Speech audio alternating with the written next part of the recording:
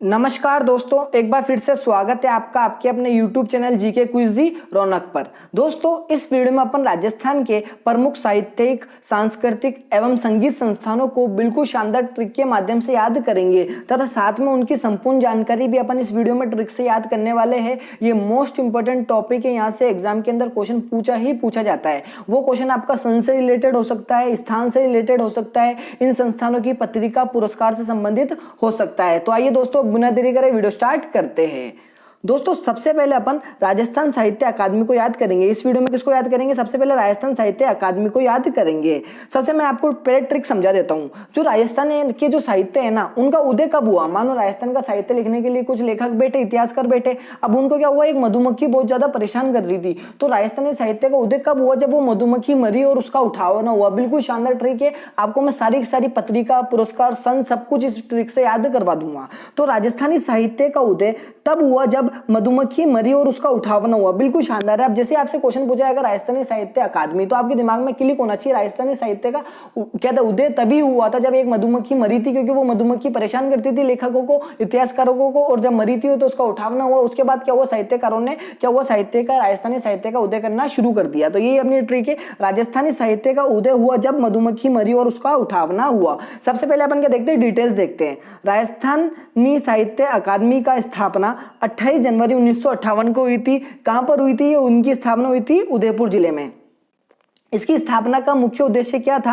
राजस्थान में साहित्य के प्रचार प्रसार के लिए राजस्थान साहित्य अकादमी की क्या की गई, स्थापना की गई। राजस्थान में साहित्य के प्रचार प्रसार के लिए ये कार्य क्या करते हैं, साहित्य में उन्नति एवं चेतना उत्पन्न करने का ये क्या करते हैं, कार्य करते हैं। और मोस्ट इंपोर्टेंट क्वेश्चन है, राजस्थान साहित्य अकादमी का सर्वोच्च पुरस्कार कौन सा है? तो उनका सर्वोच्च पुरस्कार कौन सा है? मीरा पुरस्कार इनका सर्वोच्च पुरस्कार है। और ये क्वेश्चन पूछ लिया जा सकता है कि राजस्थान साहित्य अकादमी के द्वारा राजस्थान में पहला मीरा पुरस्कार, जो कि इनका सर्वोच्च पुरस्कार है, वो किसे दिया गया था और कब दिया गया? तो ये 1959-60 में रामानंद तिवारी को दिया गया था। और इस संस्थान की, इस अकादमी की सबसे प्रमुख पत्रिका कौन सी है? मधुमती इसकी क्या है, पत्रिका। ये आपको ध्यान रखना है।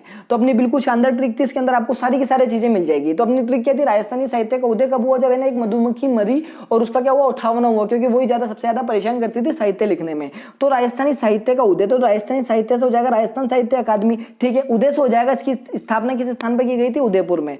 मधुमक्खी से क्या हो जाएगा? मधुमती। मधुमक्खी से क्या हो जाएगा? मधुमती, जो कि क्या इसकी प्रसिद्ध पत्रिका है। तो ये क्वेश्चन पूछ लिया जा सकता है कि मधुमती निम्न में से किस अकादमी की प्रमुख पत्रिका है? तो आपको ध्यान रखना है मधुमक्खी से मधुमती, जो कि किसकी, राजस्थान साहित्य अकादमी की है। मरी से हो जाएगा मीरा। मरी से क्या हो जाएगा? मीरा। और मीरा पुरस्कार इसका क्या है, सबसे सर्वोच्च पुरस्कार है, जो कि सबसे पहले रामानंद तिवारी को दिया गया था। और उठावना से क्या हो जाएगा? 1958। उठावना से 1958 पढ़ने में लगता है ना, उठावना। तो आपको सारे के सारे सन याद करवा दूंगा मैं। इसके अंदर यहाँ से जितने भी क्वेश्चन पूछे जाते हैं मैं आपको सारे ट्रिक से याद करवा दूंगा। तो उठावना से क्या हो जाएगा? 1958। तो आपके सामने दिमाग से बिल्कुल सीधा का सीधा हो जाएगा कि राजस्थानी साहित्य का उदय जब हुआ जब मधुमक्खी मरी और उसका उठावना हुआ। राजस्थान साहित्य अकादमी, उदय से उदयपुर में, मधुमक्खी से मधुमती सी पत्रिका है, और मरी से मीरा पुरस्कार इसका सर्वोच्च पुरस्कार है। उठावना से 1958 में क्या की गई, इसकी स्थापना की गई, आपको ध्यान रखना है। नेक्स्ट है अपनी राजस्थानी भाषा साहित्य एवं संस्कृत अकादमी। कौन सी? राजस्थानी भाषा साहित्य एवं संस्कृत अकादमी। अब आपको पता है राजस्थान में सबसे ज्यादा गर्मी पड़ती है, पूरे भारत में सबसे ज्यादा गर्मी, यहाँ पे सबसे ज्यादा उमस पड़ती है, बहुत ज्यादा गर्मी पड़ती है। लेकिन फिर भी ये जो है कि साहित्यकार है, यहाँ के भाषा बोलने वाले हैं, वो क्या राजस्थानी साहित्य को लिखते हैं, क्योंकि वो क्या राजस्थानी साहित्य के आशिक है। मैं आपको ट्रिक समझा रहा हूँ, आपको समझना कैसा है। सारी नेचुरल ट्रिक मिलती है, आपको पता है अपन सारी नेचुरल ट्रिक बनाते हैं, आपको नाम देखते समझ में आ जाएगा। तो राजस्थानी भाषा बोलने वाले लोग, साहित्य लिखने वाले लोग होते हैं ना, वो बिल्कुल ज्यादा क्या होता है, बेचैन हो जाते हैं, इतनी गर्मी पड़ती है यहाँ पर, क्योंकि वो उसके आशिक होते हैं। अब लिखना तो छोड़ नहीं सकते, तो फिर भी वो बेचैन होकर इसका लिखते, काम करते, बिल्कुल मस्त रहते हैं। तो यही अपनी ट्रिक है, राजस्थानी भाषा साहित्य और संस्कृति।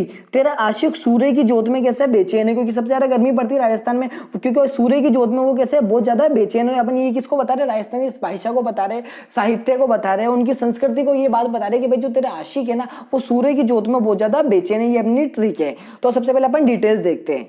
स्थापना हुई थी इसकी जनवरी 1983 में। ये कहाँ पर, ये बीकानेर में है। इसकी स्थापना का उद्देश्य क्या था, राजस्थानी भाषा एवं साहित्य का विकास करना इसकी स्थापना का प्रमुख उद्देश्य था। उसकी पत्रिका कौन सी, जागती ज्योत। मोस्ट इंपोर्टेंट एग्जाम के अंदर पूछी गई है कि जागती ज्योत किस अकादमी की पत्रिका, ये आपको ध्यान रखना है। तो जागती ज्योत, इस अकादमी का सर्वोच्च पुरस्कार कौन सा है, सूर्यमल मिशन पुरस्कार, ये आपको ध्यान रखना है।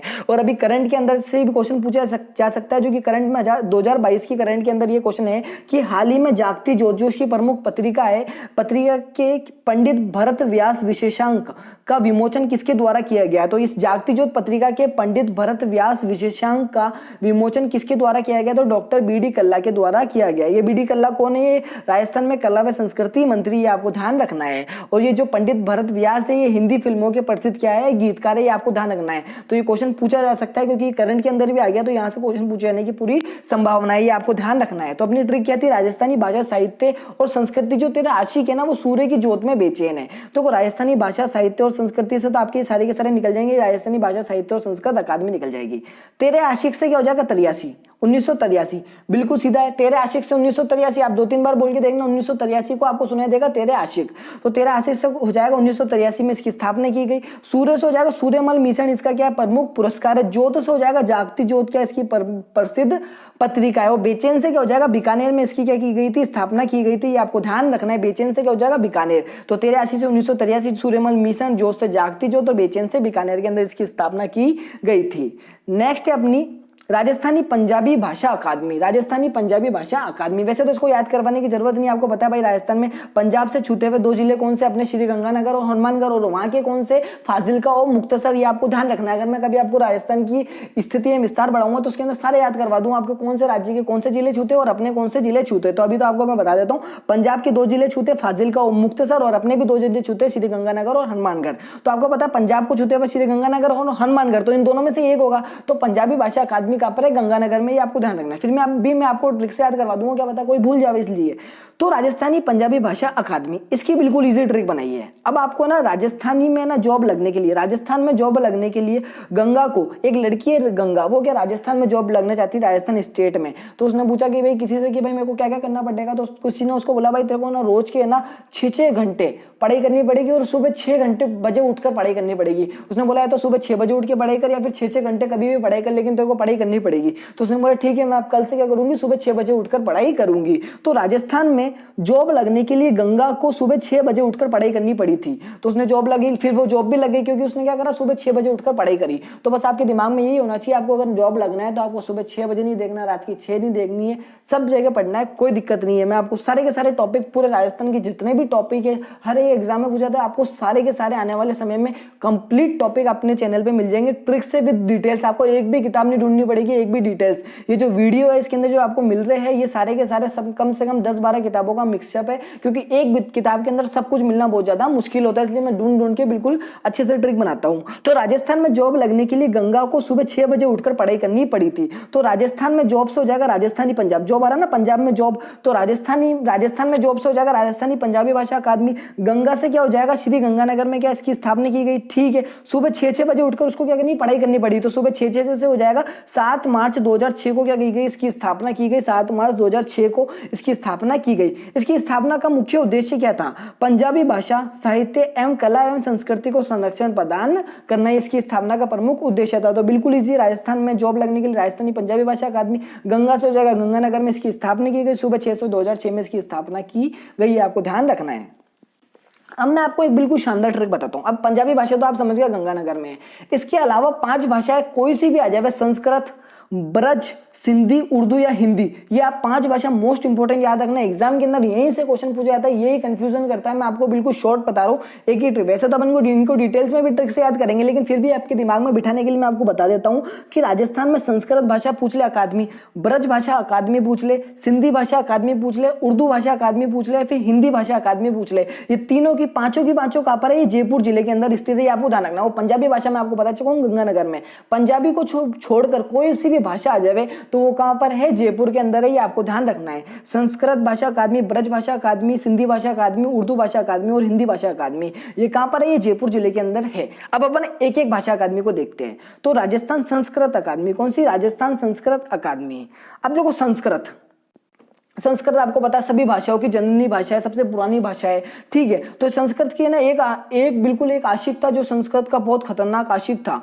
उसने क्या करा भाई, बिल्कुल संस्कृत की जय जयकार लगानी शुरू कर दी और जय जयकार भी शेर की तरह, बाघ होता ना बाघ, उसकी तरह दहाड़ के बाघ के स्वरों में उसकी जय जयकार लगाई, क्योंकि बोले ये सबसे प्राचीन भाषा है और संस्कृत क्या हमारी मातृभाषा है। ये भी आपको ध्यान रखनी चाहिए कि उसने बोला भाई मातृभाषा का दर्जा नहीं दिया कोई बात नहीं, लेकिन ये हमारी सबसे ज्यादा माँ के समान है, क्योंकि इसी भाषा से सब सारी की सारी भाषाओं की जननी है ये, इसी भाषा से सारी की सारी भाषा निकली, हिंदी से निकली, उर्दू से निकली, आपको ध्यान रखना है। तो संस्कृत की एक आशिक ने बाघ के स्वरों में जय जयकार की, एक आशिक ने बाघ के स्वरों में क्या करी, जय जयकार करी। देखो संस्कृत से हो जाएगा राजस्थान संस्कृत अकादमी, एक आशिक से हो जाएगा 1981, एक आशिक से 1981, आपको ध्यान रखना है, एक आशिक से 1981, ठीक है। बाघ से क्या हो जाएगा, बाघ से मोस्ट इंपोर्टेंट हो जाएगा इस अकादमी का सर्वोच्च पुरस्कार कौन सा है, माघ पुरस्कार। बाघ से माघ, तो बाघ से माघ पुरस्कार, ये एग्जाम के अंदर क्वेश्चन पूछा गया है कि माघ पुरस्कार किस अकादमी का, तो संस्कृत अकादमी का, ये आपको ध्यान रखना है। तो बाघ से क्या हो जाएगा, माघ पुरस्कार। और क्या था, बाघ के स्वरों से, स्वरों से मोस्ट इंपोर्टेंट है,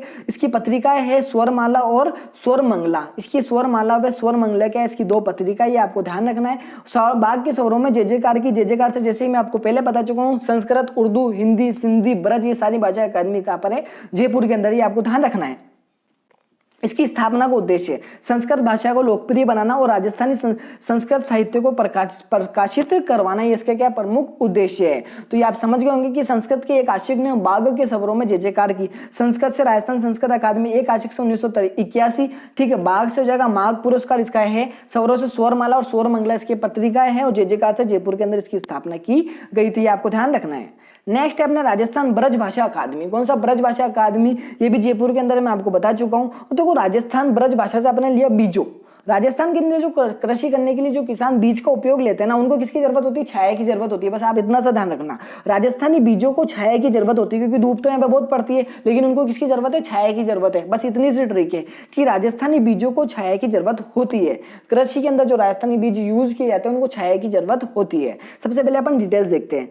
राजस्थान ब्रज भाषा अकादमी की स्थापना हुई थी 19 जनवरी 1986, 1986 के अंदर इसकी स्थापना हुई थी। कहां पर हुई थी, जयपुर के अंदर हुई थी। इसकी स्थापना का उद्देश्य था ब्रज भाषा का प्रचार प्रसार तथा विकास करना। और इसकी पत्रिका कौन सी है, ब्रज शतदल, ब्रज शतरजल। ब्रज शतर से वैसे समझ जाओगे, ब्रज से ब्रज भाषा अकादमी की पत्रिका, इसको याद करने की कोई जरूरत नहीं है। राजस्थानी बीजों को छाया की जरूरत होती है। राजस्थानी बीजों से राजस्थान ब्रज भाषा अकादमी, बीजों से निकाला अपने ब्रज, तो ब्रज भाषा अकादमी।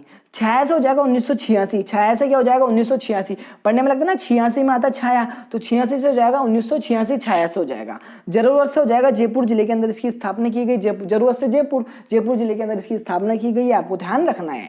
नेक्स्ट है अपना राजस्थान सिंधी अकादमी। कौन सी, राजस्थान सिंधी अकादमी। अब देखो आपने देखे होंगे बहुत सारे सिंधी लोग मारवाड़ी आदमी से मिलेंगे तो हिंदी में बात कर लेंगे, लेकिन अगर वो किसी सिंधी आदमी किसी सिंधी से मिलेगा ना, तो वो 110% सिंधी में बात करेगा, क्योंकि सिंधी जो लोग होते हैं ना वो अपनी उनकी जबान बोले बिना नहीं रह सकते। बस इतनी सी ट्रिक है, आपको बस दिमाग के अंदर समझना। आपने बहुत सारे सिंधियों को देखा होगा, वो कभी भी किसी सिंधी से मिलते तो सिंधी में बात जरूर करते हैं, हिंदी में बात बहुत कम करते हैं। किसी मारवाड़ी से मिलेंगे तो हिंदी में करेंगे, लेकिन किसी सिंधी से मिलेंगे तो वो सिंधी में ही बात करेंगे। तो सिंधी लोग उनकी जबान बोले बिना नहीं रह सकते। बस आपको यही याद रखना है कि सिंधी लोग उनकी जुबान बोले बिना नहीं रह सकते। इसकी स्थापना 1979 में की गई थी। कहां पर की गई थी, जयपुर में की गई थी। उसकी पत्रिका कौन सी, रिहाण इसकी क्या है, प्रमुख पत्रिका। ये आपको ध्यान रखना, रिहाण इसकी प्रमुख पत्रिका है। पर छोटी सी ट्रिक है, बिल्कुल इजी, यहाँ से क्वेश्चन पूछे जाने की पूरी संभावना है कि सिंधी लोग उनकी जबान बोले बिना नहीं रह सकते। सिंधी से हो जाएगा राजस्थान सिंधी अकादमी। उनकी से क्या हो जाएगा 69, कहते हैं ना 69, ठीक है, तो 69, तो 69, तो उनकी से क्या हो जाएगा 1979, 69, तो उनकी से क्या हो जाएगा 69। इसकी स्थापना की गई थी 1979, अर्थात 1969 के अंदर इसकी स्थापना की गई थी। जबान से हो जाएगा जयपुर के अंदर इसकी स्थापना की गई थी। और रहे से हो जाएगा रिहाण, क्या इसकी प्रमुख पत्रिका। ये आपको ध्यान रखना है। जो भी इन अकादमी के जो सन होते हैं ना, सन याद करवाना सबसे टिपिकल काम होता है। सन को अगर आपने एक बार जो जिस तरीके से मैं आपको बता रहा हूँ ना, अगर आपने उस तरीके से कर लिया तो एग्जाम के अंदर आप लगा क्वेश्चन का आंसर जरूर लगाकर आओगे और आपका राइट होगा, ये आपको ध्यान रखना है। तो उनकी से अपने क्या था 1969, ये आपको ध्यान रखना है, ठीक है। नेक्स्ट अपना राजस्थान उर्दू अकादमी। कौन है? राजस्थान उर्दू अकादमी। ठीक है, तो उर्दू की नकल करना उनका जुर्म है। तो मतलब कि मानो उर्दू के अंदर कोई एक आदमी ना शायरी बोल रहा था, अब उसकी लिखी हुई शायरी थी, तो वो क्या करा, किसी दूसरे आदमी ने कॉपी करी और ना हमने अब बोल दिया उसने, तो बोला ये मेरी शायरी है। तो उसकी ये ना उर्दू की नकल करना उनका क्या था? जुर्म है। मगर कोई भी आदमी उर्दू की नकल करता है ना, उर्दू शायरी की नकल करता है, तो उसका क्या जुर्म है। तो बस यही अपनी ट्रिक है कि उर्दू की नकल करना उनका क्या है? जुर्म है। तो उनको, उन लोगों को अगर जेल में भेज दिया जिसने नकल करी थी, तो किसी ने उस आदमी से पूछा भाई उनका जुर्म क्या था, तो उन्होंने बोला भाई मेरी शायरी की कोई नकल करना कोई जुर्म नहीं है, लेकिन उसने क्या करा? उर्दू की नकल करना जुर्म है। किसका? उर्दू की नकल करना बहुत बड़ा जुर्म है। सबसे पहले अपन डिटेल्स देखते हैं। स्थापना, इसकी स्थापना 1969 के अंदर की गई थी। स्थापना कहाँ पे की गई थी? जयपुर के अंदर की गई थी। इसकी स्थापना का मुख्य उद्देश्य क्या था? उर्दू भाषा में साहित्य कार्यकलापों का प्रचार प्रसार करना एवं उनका विकास करना। और उसकी प्रमुख पत्रिका कौन सी? नखलिस्तान मोस्ट इंपोर्टेंट है। वैसे भी आप समझ गए होंगे, नखलिस्तान एक उर्दू वर्ड लग रहा है, तो उर्दू अकादमी की पत्रिका होगी, ये आप समझ गए होंगे। फिर भी देखो, उर्दू की नकल करना उनका जुर्म है। देखो, उर्दू से हो जाएगा राजस्थान उर्दू अकादमी, नकल से हो जाएगा नखलिस्तान, नकल से क्या हो जाएगा? नखलिस्तान क्या इसकी प्रमुख पत्रिका है। उनका से हो जाएगा 1969, ये आपको ध्यान रखना। उनका से क्या हो जाएगा? 1969। जुर्म से क्या हो जाएगा? जयपुर जिले के अंदर इसकी स्थापना की गई थी, ये आपको ध्यान रखना है।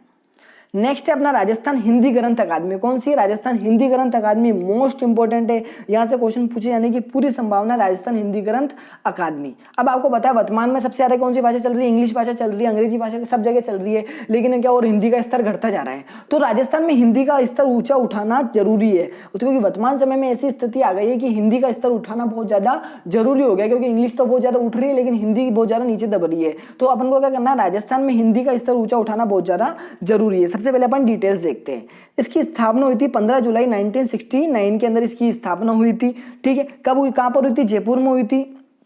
इसकी स्थापना का मुख्य उद्देश्य क्या था? राष्ट्रीय शिक्षा नीति 1968 के तहत हिंदी भाषा में विश्वविद्यालय स्तरीय मानक पाठ्य पुस्तकों एवं संदर्भ ग्रंथों का निर्माण, प्रकाशन एवं हिंदी भाषा के विकास के लिए उनकी स्थापना की गई थी। वैसे तो आपके लिए मोस्ट इंपोर्टेंट इसकी स्थापना, स्थान, पत्रिका और पुरस्कार, ये वहीं से क्वेश्चन पूछे जाते हैं, इसके अंदर और कहीं से क्वेश्चन भी नहीं पूछे जाते। फिर भी हमने उद्देश्यों को शामिल करा। किसी को अगर कोई डिटेल्स पढ़ने की इच्छा है तो वो यहाँ से पढ़ सकता है। मैं आपको सारी की सारी कंप्लीट चीजें इसके अंदर दे दूंगा।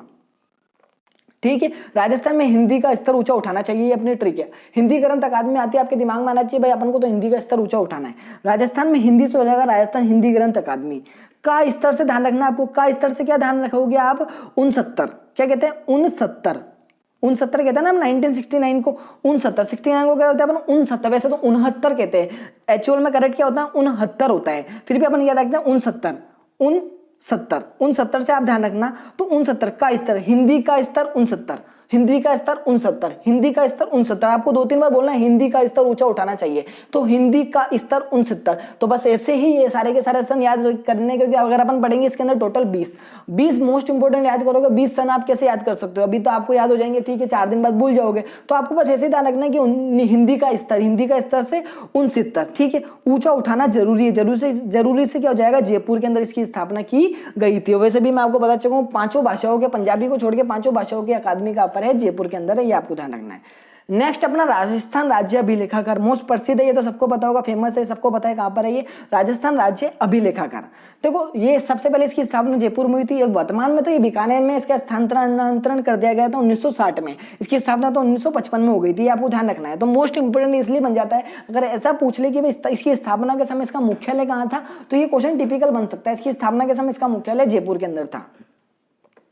राजस्थान राज्य अभिलेखागार, देखो राजस्थान राज्य के जितने भी अभिलेख है ना, कभी बिक नहीं सकते। ये बात हम बचपन से सुनते आ रहे हैं, क्योंकि पता है अपन राजस्थान जितने महाराणा प्रताप के अपन वंशज है, स्वाभिमानी आदमी है, तो राजस्थान के जो इतने भी अभिलेख है ना, वो कभी भी बिक नहीं सकते। ये बात अपन कब से सुनते हुए आ रहे हैं? बचपन से सुनते हुए आ रहे हैं। ये आपको बात ध्यान रखनी चाहिए। तो सबसे पहले अपन डिटेल्स देखते हैं। राजस्थान राज्य अभिलेखागार की स्थापना 1955 में जयपुर में हुई थी, लेकिन इसका स्थानांतरण 1960 में इसका स्थानांतरण बीकानेर में कर दिया गया था। अर्थात इसकी प्रधान शाखा तो कहां पर हो गई? बीकानेर में हो गई, और इसकी अन्य शाखाएं हो गई जयपुर में, अजमेर में, कोटा में, अलवर में, भरतपुर में और जोधपुर में इसकी अन्य शाखाएं हो गई। इसकी स्थापना का मुख्य उद्देश्य क्या था? राजस्थान की लिखित सामग्री को सुरक्षित करना, अर्थात राजस्थान के इतिहास की लिखित सामग्री को सुरक्षित करना क्या इसका प्रमुख उद्देश्य है, ये आपको ध्यान रखना है। तो राजस्थान राज्य के अभिलेख कभी बिक नहीं सकते। ये बात अपन कब से सुनते आ रहे हैं, बचपन से सुनते आ रहे हैं। तो राजस्थान राज्य के अभिलेख से राजस्थान राज्य अभिलेखागार। बिक से हो जाएगा बीकानेर के अंदर क्या इसका प्रमुख शाखा है, मुख्यालय भी इसका बीकानेर में। और बचपन से हो जाएगा 55, 1955 के अंदर इसकी स्थापना की गई। तो बचपन से क्या हो जाएगा 1955 में इसकी स्थापना की गई, आपको ध्यान रखना है। और उसका स्थानांतरण 1960 में किया गया, ये आपको ध्यान रखना है। नेक्स्ट है अपना राजस्थान संगीत नाटक अकादमी। कौन सी है? राजस्थान संगीत नाटक अकादमी। मोस्ट इंपोर्टेंट है, एग्जाम के अंदर क्वेश्चन पूछे जाने की पूरी संभावना है इससे। राजस्थान संगीत नाटक अकादमी। अब आपको पता संगीत और के अंदर क्या होता है, संगीत बहुत ज्यादा बिल्कुल मंद धीरे धीरे आवाज में सुनोगे तो अच्छा लगेगा। तो कभी कभार क्या होता है आपके पड़ोस में भी बहुत ज्यादा तेज क्या होता है संगीत बज रहा होता है, तो आप पढ़ाई कर रहे होते होगे तो आपको क्या होता होगा, बहुत ज्यादा डिस्टर्ब होता होगा, वो संगीत आपको बहुत ज्यादा सताता होगा, सुना भी होगा। आप रात को पढ़ाई कर रहे हो 12-1 बजे और पड़ोस में डीजे बज रहे तो आप बहुत ज्यादा सताता है, वो आपको बहुत ज्यादा परेशान करता है। तो यही अपनी ट्रिक है भाई, संगीत की ज्यादा तेज आवाज लोगों को सताती है। अब ये बात नेचुरली है कि संगीत की ज्यादा तेज आवाज लोगों को सताती है, यही अपनी ट्रिक है। इसकी स्थापना की गई थी 1957 में, 1957 में इसकी स्थापना की गई थी, जोधपुर में इसकी स्थापना की गई थी।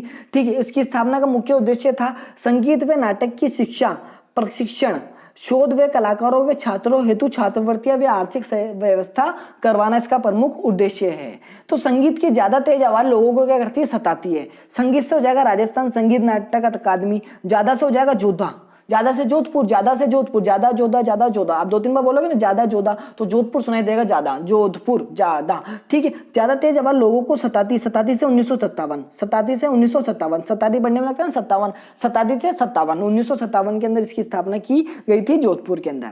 नेक्स्ट है अपनी पश्चिमी क्षेत्र सांस्कृतिक केंद्र। पश्चिमी क्षेत्र सांस्कृतिक केंद्र संस्थान, ये कहां पर है? ये उदयपुर के अंदर है। वो अभी वर्तमान में आपको पता है, मैं आपको उसकी ट्रिक समझा देता हूँ।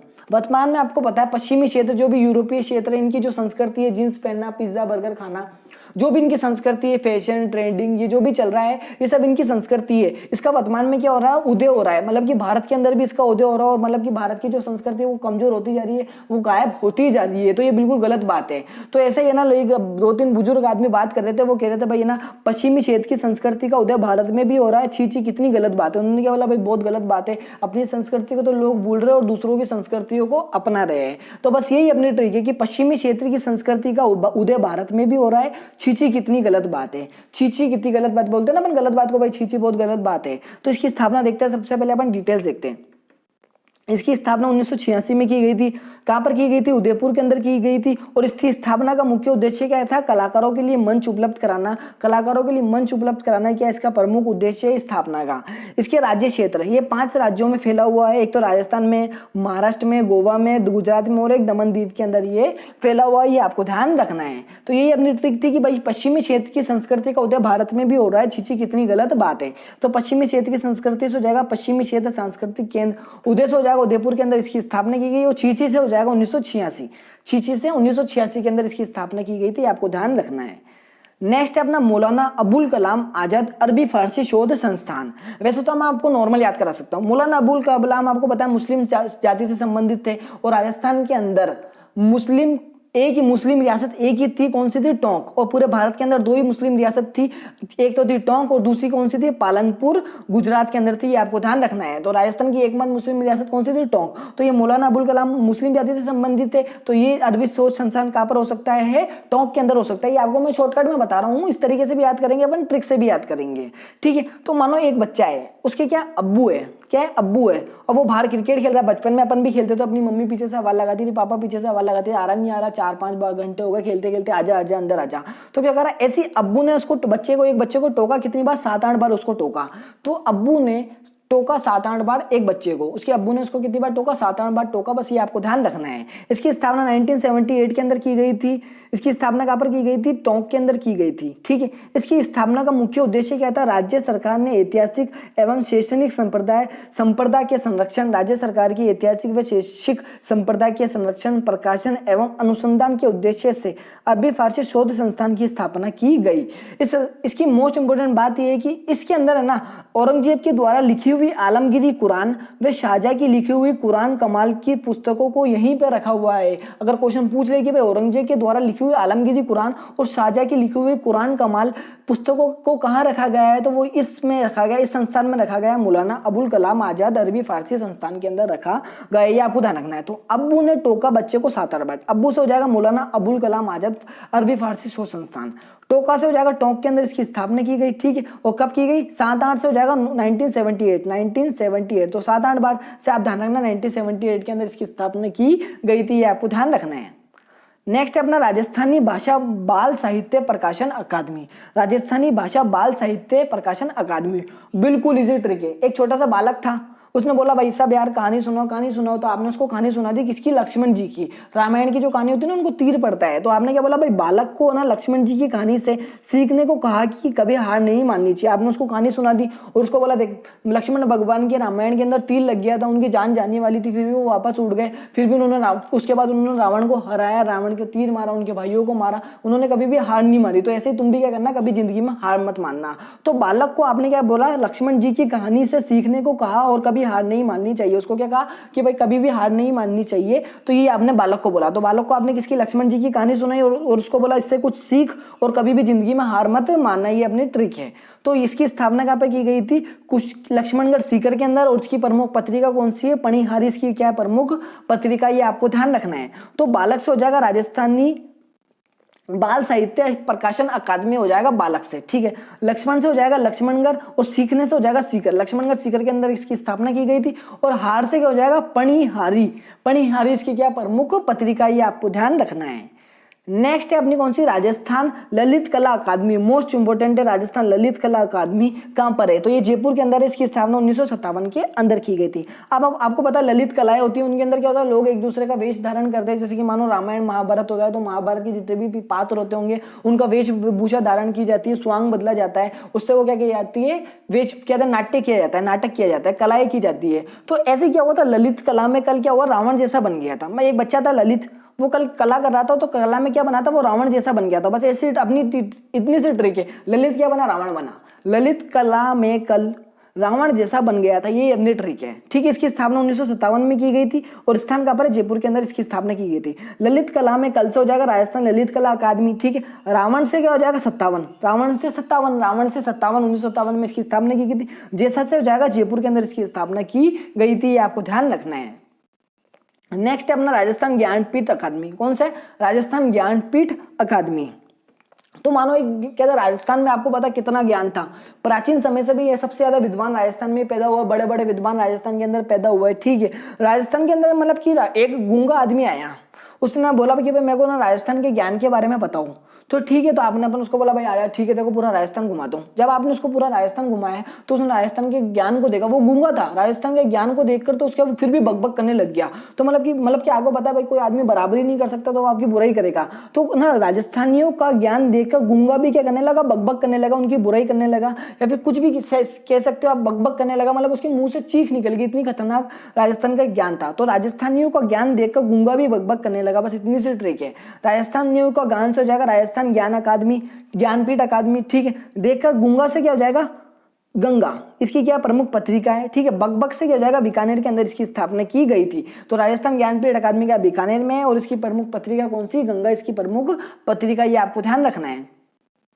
नेक्स्ट है अपना पंडित झाबरमल शोध संस्थान। पंडित झाबरमल शोध संस्थान, इसके अंदर आपको कुछ नहीं करना है, पंडित और झाबर से जी, पंडित जी बोलते हैं ना, पर पंडित जी आप ध्यान रखना, ठीक है। तो आप ना एक पंडित जी से मिलने गए, और पंडित जी से मिलने गए तो एक तो जाती ही नमस्ते करोगे और जब वहां से लौटोगे तब नमस्ते करोगे ना। तो ऐसे आप एक पंडित जी से मिलने गए तो वहां पे जाते आपने बोला पंडित जी आपकी तो जय हो, जाते समय और आते समय भी पंडित जी, ठीक है मैं आपकी सारी बात समझ गया, आपकी था कि जय हो। तो आपने उसको ये बोला, ठीक है पंडित को। तो क्या इसकी स्थापना की गई थी सन 2000 में, ठीक है। और कहां पर की गई थी? जयपुर के अंदर इसकी स्थापना की गई थी, आपको ध्यान रखना है। तो पंडित जी की जय जयकार 2 बार किए जाते हैं, मतलब कि कोई भी आदमी अगर पंडित जी से मिलने जाएगा तो पंडित जी की जय जयकार कितनी बार, 2 बार करते हैं। एक तो जाते समय करेगा और एक आते समय करेगा जब उनसे मिलने के लिए आएगा, और एक जाते समय करेगा जब उनसे मिलकर जाएगा अपने घर। तो ठीक है, तो आपने कैसे ध्यान रखना है कि पंडित जी की जो जय जयकार है ना, 2 बार करते हैं, एक आते समय एक जाते समय, आते समय एक जाते समय। यही अपनी ट्रिक है। पंडित जी से हो जाएगा पंडित झाबरमल चौधरी संस्थान, ठीक है। जय जयकार से हो जाएगा जयपुर के अंदर इसकी स्थापना की गई, और 2 बार से क्या हो जाएगा, सन 2002 के अंदर इसकी स्थापना की गई थी। आपको ध्यान रखना, मोस्ट इंपोर्टेंट है, ये पूछा जा सकता है एग्जाम के अंदर। नेक्स्ट अपना राजस्थान प्राच्य विद्या प्रतिष्ठान। राजस्थान प्राच्य विद्या प्रतिष्ठान मोस्ट इंपोर्टेंट, बहुत ज्यादा लंबा है, इसके अंदर बहुत ज्यादा डिटेल्स है, सारी की सारी डिटेल्स शामिल करी है। इसके सन को लेकर अलग अलग किताबों में अलग अलग कंफ्यूजन है, मैं आपके सारे के सारे कंफ्यूजन सेट कर दूंगा इसके अंदर, क्योंकि आप कोई सी भी किताब देखोगे इसके अंदर आपको इसका सन बहुत अलग अलग मिलेगा। कोई बोलेगा इसकी स्थापना यहाँ हुई थी, कोई इसकी स्थापना का सन ये बताएगा, तो आपको ध्यान रखना है, मैं आपको सारे के सारे क्लियर कर दूंगा। तो राजस्थान प्राच्य विद्या प्रतिष्ठान, सबसे पहले अपन इसकी डिटेल्स देखते हैं। इसकी स्थापना देखो 1900, कोई किताब है 1950 कहती है, कोई 51 कहती है, अपन दोनों ध्यान रखते हैं, क्योंकि ऑप्शन देगा तो 50 देगा, 51 7 तो देगा नहीं, अलग अलग ऑप्शन देगा। तो कोई किताब है 50 में कहती है, कोई 51 कहती है, तो अपन को दोनों ध्यान रखना है। तो इसकी स्थापना 1950-51 में जयपुर में की गई थी, और इसकी आधारशिला 1 अप्रैल 1955 को तत्कालीन राष्ट्रपति श्री राजेंद्र प्रसाद द्वारा रखी गई थी। इसका स्थानांतरण कर दिया गया था 14 सितंबर 1958 को तत्कालीन मुख्यमंत्री श्री मोहनलाल सुखाड़िया ने इसका क्या करा, एक तो उद्घाटन करा, और उद्घाटन के बाद उन्होंने क्या करा, इसके साथ ही इसका क्या मुख्यालय जयपुर से कहां पर, जोधपुर स्थानांतरित कर दिया गया। ठीक है, जयपुर से कहां पे कर दिया, जोधपुर स्थानांतरित कर दिया गया। तो वर्तमान में इसकी प्रधान शाखा कहां पर है, जोधपुर के अंदर है, और इसकी अन्य शाखाएं बीकानेर, कोटा, अलवर, उदयपुर, जयपुर और चित्तौड़ के अंदर इसकी अन्य शाखाएं है। इसकी स्थापना का मुख्य उद्देश्य हस्तलिखित ग्रंथों, मोस्ट इंपोर्टेंट है इसका उद्देश्य, हस्तलिखित ग्रंथों का संग्रह करना, सर्वेक्षण करना, संप्रदा करना, ठीक है, संप्रदान करना, प्रकाशन करना व उन्हें संरक्षण प्रदान करना, इसका क्या है, प्रमुख उद्देश्य है। और इसका कार्य क्या है, एक प्राचीन पांडुलिपि व दुर्लभ ग्रंथों का करता है, ये शोध करता है, ये आपको ध्यान रखना है। ठीक है, मोस्ट इंपोर्टेंट है राजस्थान प्राच्य विद्या प्रतिष्ठान। ठीक है, और जो मतलब कि ना राजस्थान की प्राचीन विद्या है ना, एक बच्चा था उसको राजस्थान की प्राच्य विद्या से अपन ने क्या निकला, प्राचीन विद्या। राजस्थान की प्राचीन विद्या थी, एक बच्चा था उसको बहुत ज्यादा जानकारी थी, इसकी बहुत ज्यादा जानकारी थी, मतलब कि उसके एग्जाम में राजस्थान की प्राचीन विद्या के बारे में पूछा, 50 नंबर का पेपर था, उसने सारी की सारी डिटेल लिख ली, इतनी जानकारी किसी को नहीं, तो उससे क्या हुआ, एग्जामिनर खुश हो गया, उसने बोला भाई 50 में से तो 51 ले आते ना, किसी के भाई 100 में से 101 नंबर आते हैं, तो ऐसे उसको 50 में कितने नंबर दिए, 51 नंबर मिले। तो प्राचीन विद्या की ज्यादा जानकारी होने के कारण एक बच्चे को 50 में से कितने नंबर मिले, 51 नंबर मिले। तो राजस्थान की प्राचीन विद्या की ज्यादा जानकारी होने के कारण एक बच्चे को 50 में से 51 नंबर मिले। प्राचीन विद्या से हो जाएगा राजस्थान प्राच्य विद्या प्रतिष्ठान। ठीक है, ज्यादा से क्या हो जाएगा, जोधपुर के अंदर क्या है, वर्तमान में इसका क्या है, प्रधान शाखा है। ठीक है, और 50-51 से क्या हो जाएगा, 1950-51 के अंदर इसकी स्थापना की गई थी, और उसको 1958 में इसका मुख्यालय जयपुर से कहां पर ले गए थे, जोधपुर ले गए थे, जो वर्तमान में भी वही है, ये आपको ध्यान रखना है। नेक्स्ट है ना, जैन विश्व भारती संस्थान। कौन है, जैन विश्व भारती संस्थान। अब आपको पता है जैन धर्म है, इसके अंदर बहुत सारे सत्संग होते हैं जैन धर्म के अंदर, और ना इनके जो आचार्य होते हैं वो नगर नगर जाकर लोगों, वहां की जितनी भी प्रजा है, जनता है, उनको कहते हैं उपदेश देते हैं, बहुत अच्छे उपदेश देते हैं, ये आपको ध्यान रखना है। तो जैन धर्म के आचार्य नगर नगर की प्रजा को कह देते हैं, उपदेश देते हैं, आपको बिल्कुल नेचुरल ट्रिक से याद करवा रहा हूँ सारे के सारे। तो जैन धर्म के आचार्य नगर नगर की प्रजा को क्या देते हैं, उपदेश देते हैं। तो जैन धर्म से हो जाएगा जैन विश्व भारती संस्थान। ठीक है, आचार्य से हो जाएगा आचार्य तुलसी, इसके क्या संस्थापक है। नगर नगर से हो जाएगा लाडलू नागौर, नागौर मारा नगर, तो लाडनू नागौर के अंदर इसकी स्थापना की गई। और प्रजा से हो जाएगा, इसकी पत्रिका है तुलसी प्रज्ञा, प्रज्ञा से प्रजा, तो तुलसी प्रज्ञा क्या है, इसकी प्रसिद्ध प्रमुख पत्रिका, ये आपको ध्यान रखना है। नेक्स्ट है अपना पुरातत्व एवं संग्रहालय विभाग। कौन है, पुरातत्व एवं संग्रहालय विभाग। अब देखो पुरातत्व विभाग क्या करता है, आपको होता है खोजबीन करता है, पुरानी चीजों को ढूंढता है, उसकी मतलब की जानकारी निकालता है, कितने साल पुरानी क्या की है, किस सभ्यता की, मतलब कि पुरातत्व विभाग के द्वारा की जाती है। तो पुरातत्व विभाग ने क्या करा, 50 जापानी धरोहर की रिसर्च की। तो एक बार क्या हुआ, पुरातत्व विभाग ने 50 जापानी धरोहरों की क्या करी, रिसर्च करी। बस इतनी सी ट्रिक है अपनी। सबसे पहले अपन डिटेल्स देखते हैं। पुरातत्व एवं संग्रहालय विभाग की स्थापना 1950 में की गई, जयपुर के अंदर की गई। इसकी स्थापना का मुख्य उद्देश्य राजस्थान की पशु संपदा तथा धरोहर की खोज करना, सर्वेक्षण करना, संरक्षण देना उनको तथा प्रचार प्रसार करने के उद्देश्य से इसकी स्थापना की गई थी। यह विभाग विभिन्न संग्रहालयों का संचालन भी करता है, विभिन्न संग्रहालयों का संचालन भी करता है। इसकी प्रमुख पत्रिका कौन सी, द रिसर्चर। कौन सी, द रिसर्चर इसकी प्रमुख पत्रिका है। तो पुरातत्व विभाग ने 50 जापानी धरोहरों की करी रिसर्च करी। पुरातत्व विभाग से हो जाएगा पुरातत्व एवं संग्रहालय विभाग। 50 से हो जाएगा 1950 के अंदर इसकी स्थापना की गई। जापानी से हो जाएगा जयपुर के अंदर इसकी स्थापना की गई। और रिसर्च से हो जाएगा द रिसर्चर, इसकी क्या प्रमुख पत्रिका, ये आपको ध्यान रखना है। नेक्स्ट है अपना रूपायण संस्थान। रूपायण संस्थान, इसकी ट्रिक बिल्कुल ईजी है। एक मतलब कि बुढ़ा आदमी था, वृद्ध आदमी था, उसने ना जोधा का रूप, जोधा बहुत ज्यादा खूबसूरत थी, तो एक लड़की थी जिसका नाम था जोधा। अब जोधा का उसने रूप देखा ना, तो उसको क्या कहा, चक्कर आ गए। अब बुढ़ापे में आदमी वैसे भी खूबसूरत लड़की को देख ले तो चक्कर आ ही जाते हैं। तो ना जोधा के रूप को देखकर एक 60 साल के आदमी को क्या आ गया, चक्कर आ गए। तो जोधा के रूप को देखकर एक 60 साल के आदमी को क्या आ गया, चक्कर आ गए। सबसे पहले अपन डिटेल्स देखते हैं। रूपायण संस्थान की स्थापना 1960 में की गई, बोरुंदा जोधपुर के अंदर की गई। इसकी स्थापना का मुख्य उद्देश्य कला व संस्कृति के विकास हेतु इसकी स्थापना की गई। और इसकी पत्रिका है मरु चक्र। इसकी पत्रिका, प्रमुख पत्रिका कौन सी, मरु चक्र। तो जोधा के रूप को देखकर एक 60 साल के आदमी को क्या आ गए थे, चक्कर आ गए थे। जोधा से हो जाएगा जोधपुर के अंदर क्या है, रूप से हो जाएगा रूपायण संस्थान की स्थापना की गई। ठीक है, 60 से क्या हो जाएगा, 60 साल से हो जाएगा 1960 के अंदर इसकी स्थापना की गई। और चक्कर से क्या हो जाएगा, मरु चक्र, इसकी क्या प्रमुख पत्रिका है। तो दोस्तों वीडियो अच्छी लगी होगी तो वीडियो को लाइक करना, कमेंट करना, शेयर करना तथा इसी तरीके की वीडियो का नोटिफिकेशन सबसे पहले पाने के लिए हमारे चैनल को सब्सक्राइब करें तथा बेल आइकन को प्रेस करें। धन्यवाद दोस्तों, जय हिंद दोस्तों।